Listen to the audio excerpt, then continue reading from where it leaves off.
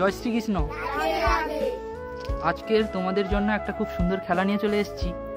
এই খেলাটায় দুদিকে দুটো ছবি রাখা আছে, একদিকে পিৎজা একদিকে বার্গার। খেলাটার নিয়ম বলে দেবো। প্রথমে তোমরা তোমাদের ডান দিকে লাইন হয়ে দাঁড়িয়ে যাও।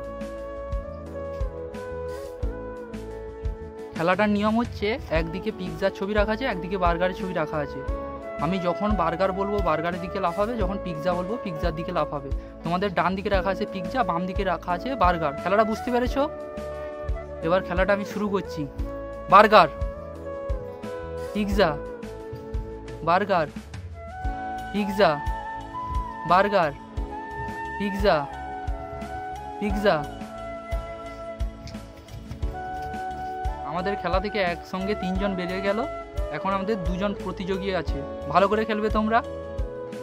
Burger, pizza, burger, pizza, burger, burger, pizza, burger, pizza, pizza, burger, burger.